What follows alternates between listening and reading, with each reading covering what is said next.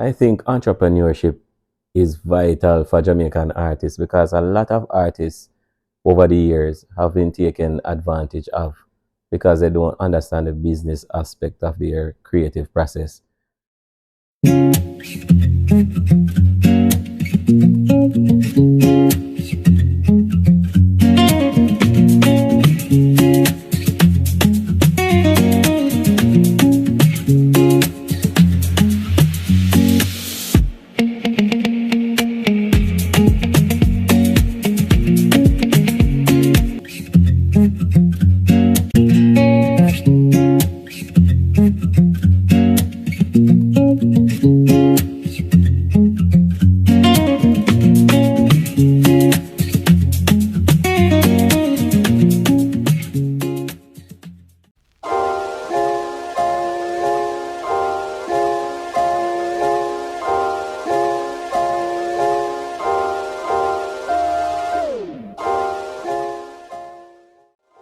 Hello, Wazari Designs community.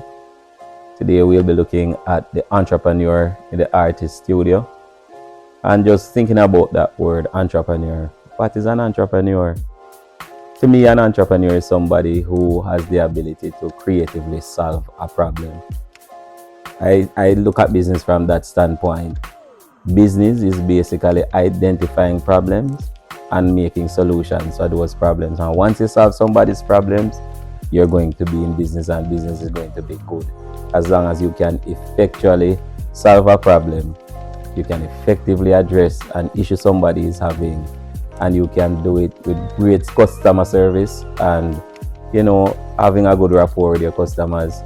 Yeah, you'll be in business for a while. The challenges that I see in the creative sector, though, for creative businesses in Jamaica specifically, where I live, creative industries are not really taken seriously. They are seen as a risk arena, and financial institutions don't venture too deeply into the creative sector to give it financial support. That's one of the greatest hindrances. A second hindrance is that the creative industry is little understood in Jamaica. We have had a creative industry that basically was birthed around the 60s, early 60s, and decades later, there is still little understanding about the importance of the creative industries and the ability that the creative industries have to generate meaningful income for our young people and even those who are of senior years.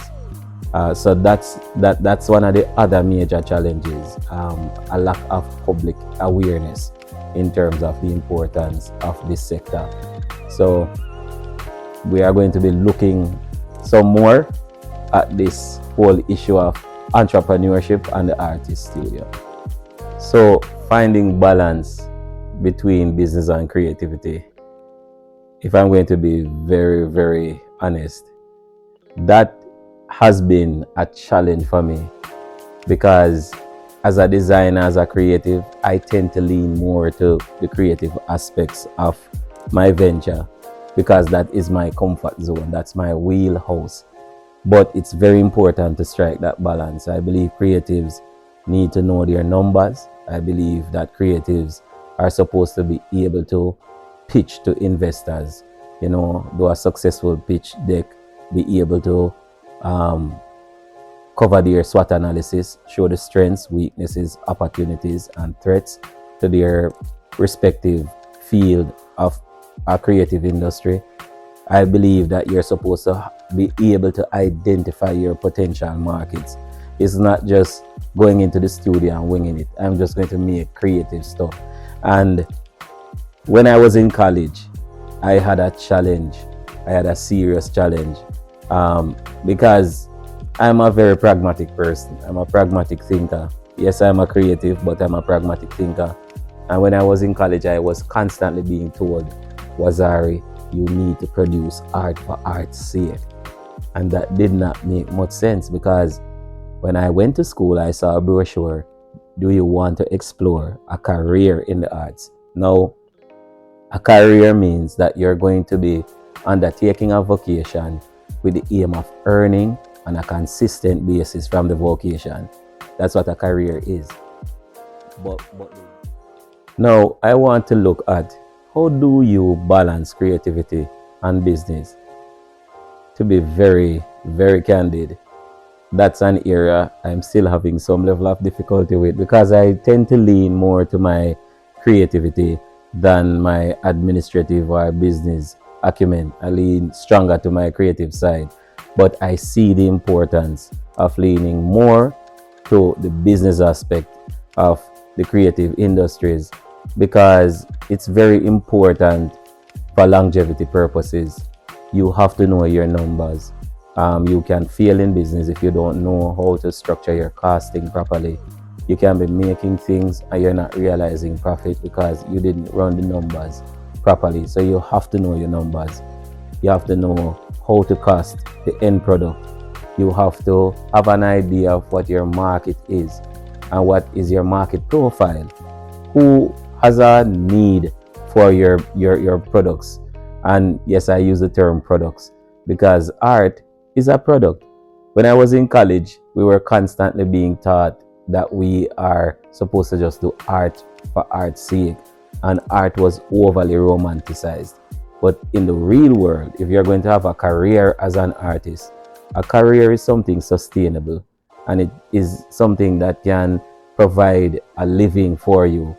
If you do art for art's sake with no consideration as to whether there's a market for your wares or your products or your paintings or your sculptures or your textiles, if you don't do proper market analysis, you can find yourself just making wonderful pieces that sit in your studio, and then you'll become frustrated and then you'll give up on art. So you have to take some form of business thinking to the artist studio. It is integral that as an artist we adapt these principles into our creative process so that we can create something viable. Presently in Jamaica, the hardest part I've identified in being a creative business person is access to finance.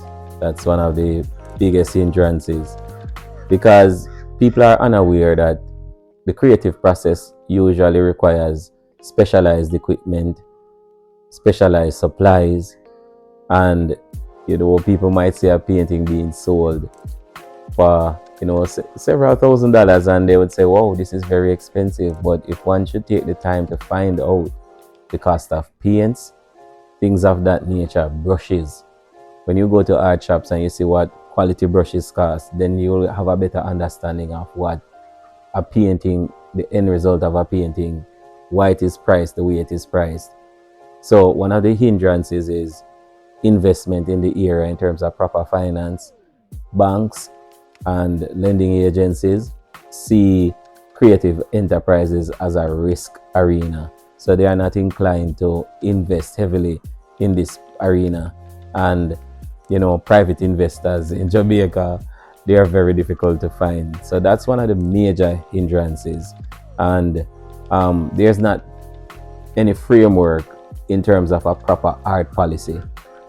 I think Jamaica's government has to think about the creative sector very seriously, because in other areas of the world, places like Japan and the UK, the United States, creative industries contribute significantly to the overall GDP. And in Jamaica, there's a lot of talk about the importance of the creative industries, but not much effort in terms of creating proper art policies and having accessible investment, where you don't have to jump over several hurdles to access it. It has to be more fluid in terms of the access. So those are some of the challenges that I've identified doing this for over 2 decades. And it has remained significantly the same for over 2 decades. I think that it is vitally important for the creatives of Jamaica to have a proper grasp on entrepreneurial principles, because through the years, a lot of creatives, a lot of artists have been taken advantage of. They have been taken for granted. And I've seen people who I consider to be masters, when they get to their senior years, they are incapable of accessing good health care. They are incapable of taking care of themselves when they are seniors because there was not enough resources set aside. And their art is being sold for millions of dollars while they are in a state of penury. So I think it is very important. I'm not one of those artists that believe that I should be a starving artist and just do work for the passion of it. No, I have a child and I want my child to have access to the best education. I want my child to have access to the best lifestyle that I can afford. I want my child to have an inheritance. I want my child to have a fail safe if something happens to me, some kind of financial umbrella. I think it is foolhardy to propagate an idea of just producing art for art's sake, and you are just left to the open, just bare to the elements, and if storms come you are left vulnerable. I don't think it is sensible. And a lot of the creatives I know are sensible people, but they have bought into a false narrative, and I think it is dangerous to live your life like that, and I don't think it is fair to continue such a narrative, because a lot of the dealers in art, the people who sell the art, they don't buy into the idea of being starving retailers of art. They don't buy into the idea of being starving galleries. And I think it is somewhat classist, and I think it is, just an endless round of psychological games that artists should stop playing. We should stop being involved in that process. I think we have to take serious business acumen to the table, and we should insist on fair compensation for our quality work, because we deserve to live quality lives just like everybody else. When one goes to the art school, we have to find the tuition just like everybody else. We have to, cover those expenses. And when you have invested in an institution to the end that you will learn to hone your abilities, hone your skill, create more dexterity, and so on, increase your acumen as a creative, I think after that expenditure, you should see some return on it.